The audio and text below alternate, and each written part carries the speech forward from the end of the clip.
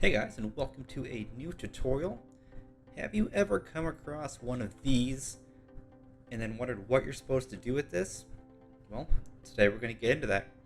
Let me show you how to build a computer in Minecraft.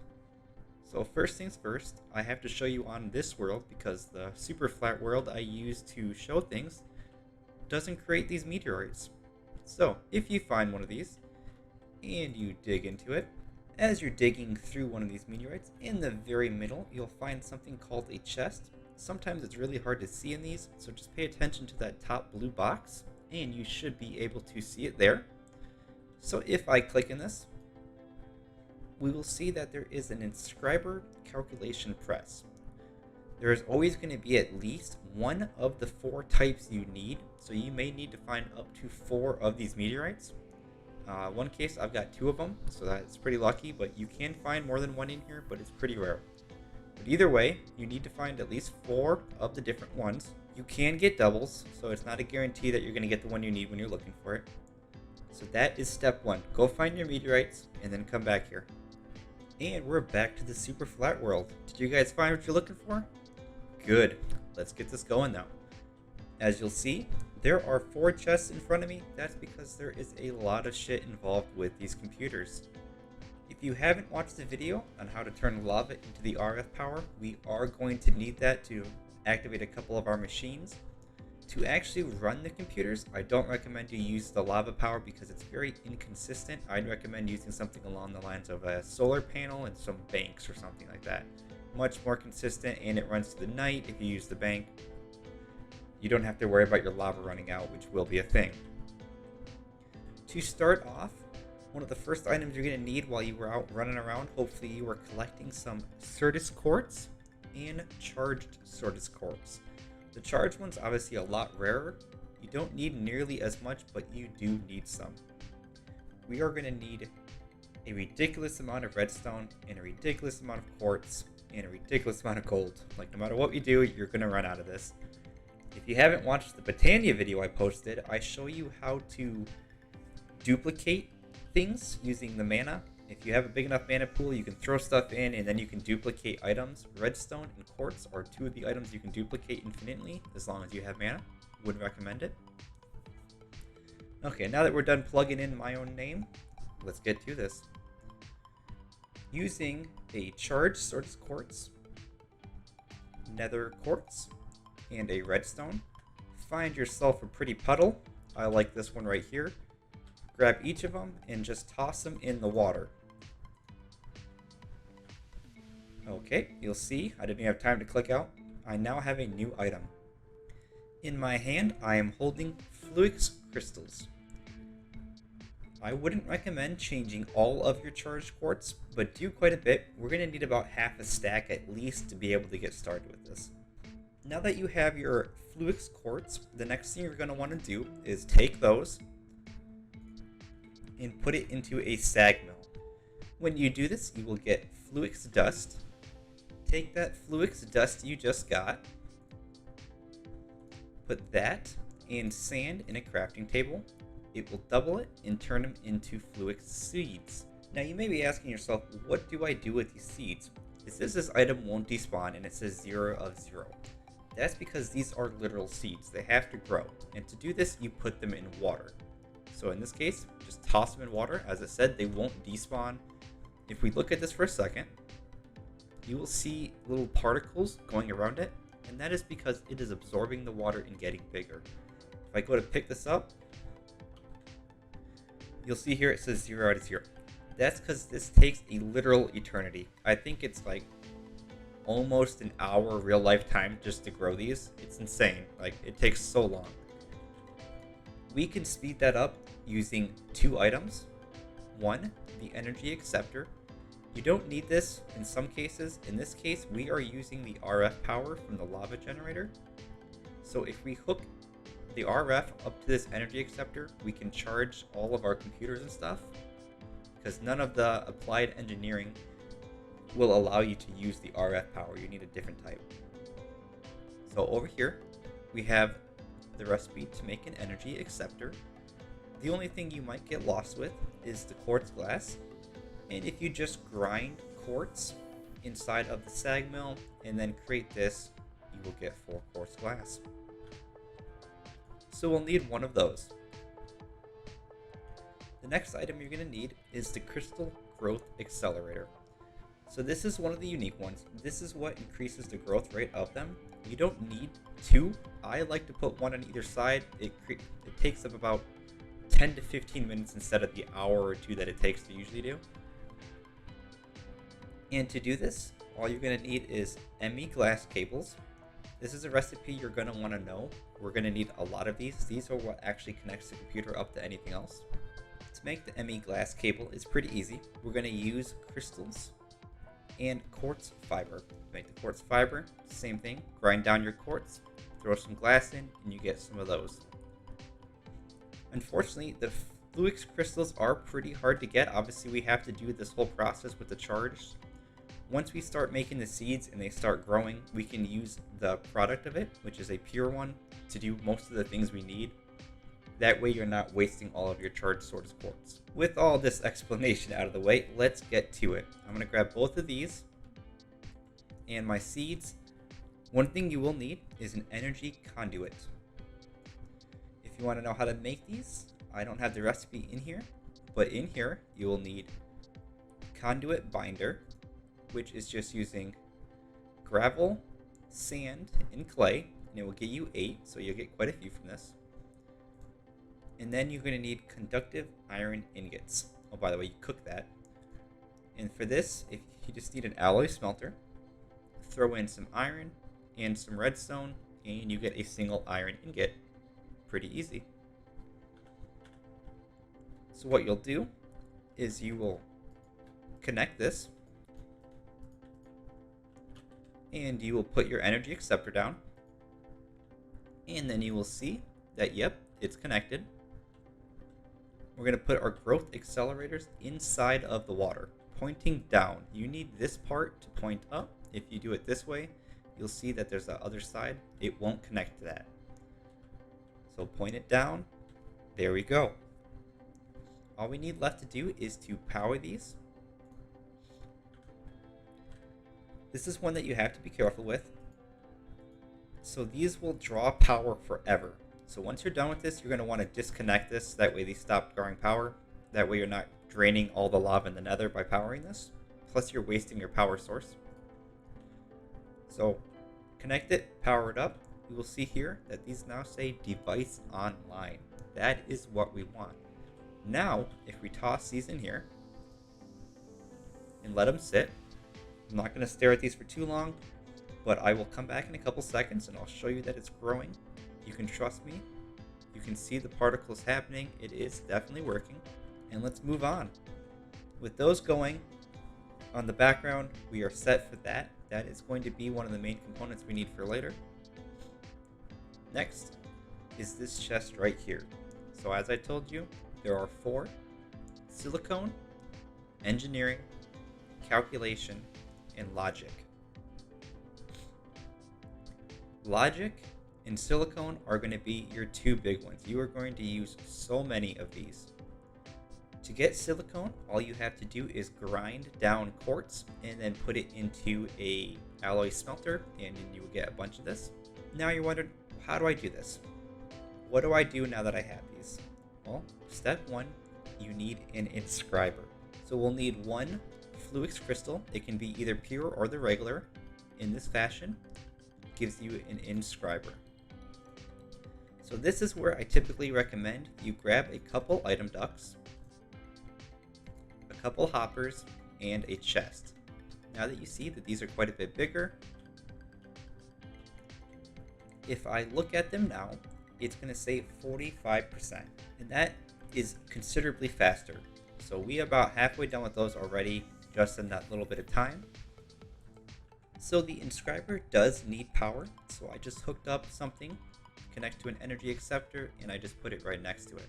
The next thing I typically do is I throw a hopper, 1 to go on the top, 1 to go on the side, and then I'll grab the item frames. And this is typically my end setup. So it's going in the top, it's going in the side. If you grab a servo,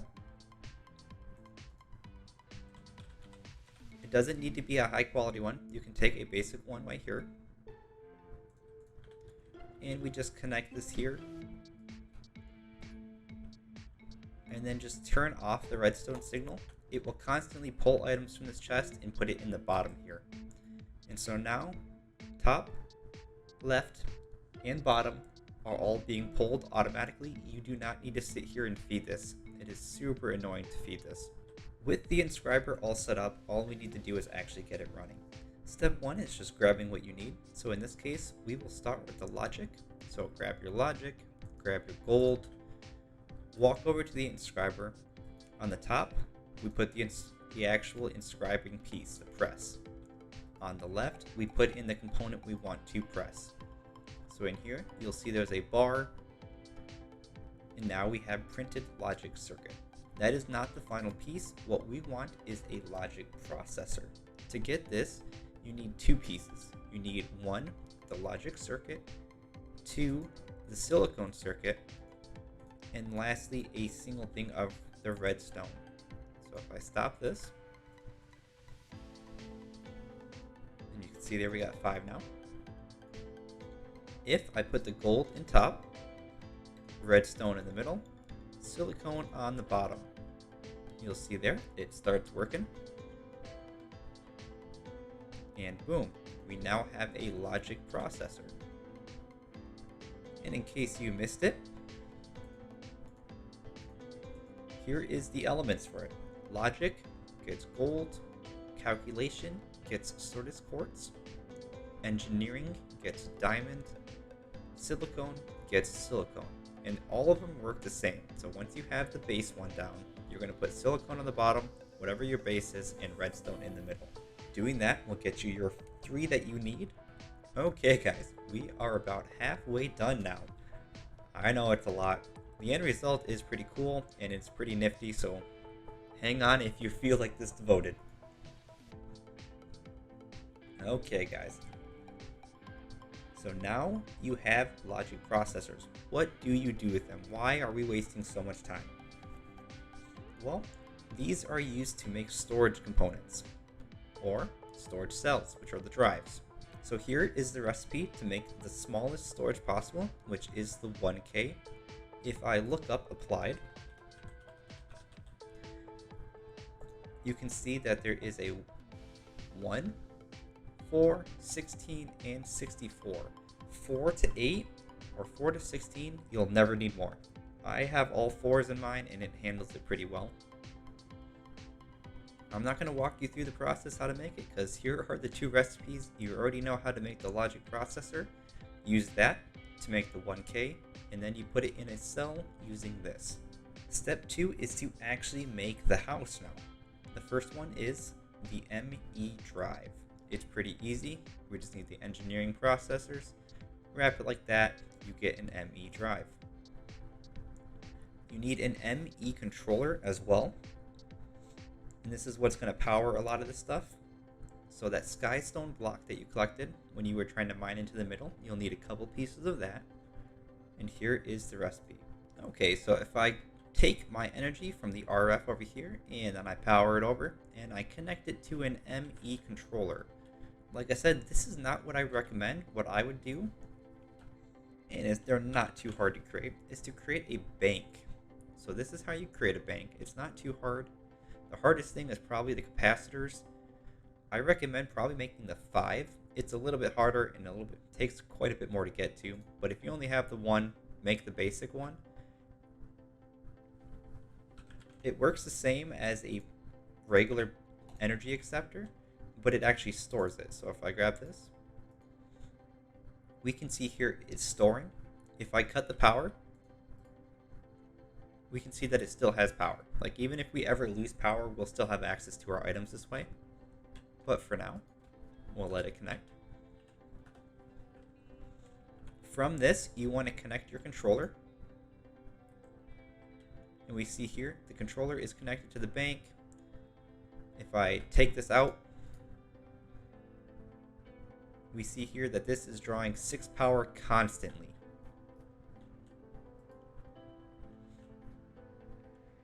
Next item is going to be the ME drive. Typically, this is how I do it. I'll put 3. This way I can store as many as I want. Next, grab that 1K that you made.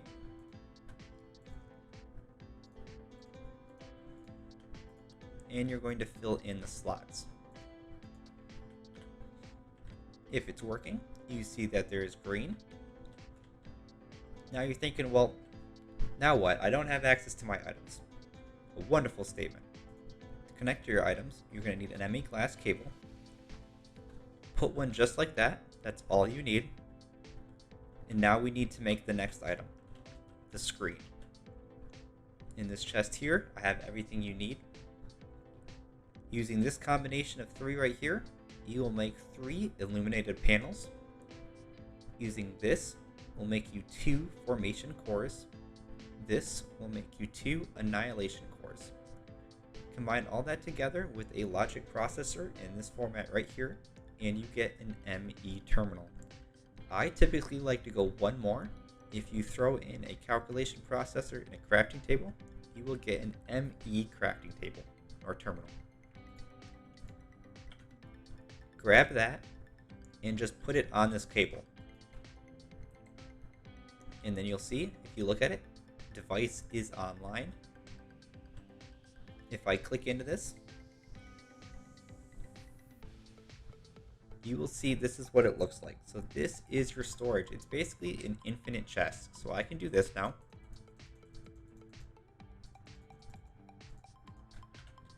Boom. I have all of these items in this component now. As long as this has power, and that is the if it has power. If you lose power, if this suddenly goes out, you don't have access to your items. So this is why I said I like to use the solar panels and a bank. That way I know that no matter what, this thing is going to be running. And if you use the bank, even if it's nighttime or raining, you're still going to have power. If we go to this now, kill this, you'll see that it is drawing more power than the original 6. And that is because we have more stuff connected now. Something to keep in mind, the more you connect, the more it's going to use. Another reason why I said that you will never need more than a 4 is because I put all of this items in here. So we have stacks of 64, some of this stuff. It's only at 183 in 13 types. So even if you filled all of these with 1K, the chances of you ever filling it completely is going to be pretty hard. Like, you're going to have to be a pretty hard collection person to get these going. Another cool thing about the computer is, say I don't want to be near this, and you have a big base with multiple setups. If I do this, and then throw in another crafting terminal, this is still going to connect. As long as I do this wire to wherever I want it to and throw in a terminal, I will always have access to my items. So if you have a huge base that's covering a huge area, you can run this underground and just have this pop up wherever you want access to, and your items will always be available. If you don't want to always be running back to your terminal, you can always set up a wireless access point. To do this, you do have to make an ME security terminal.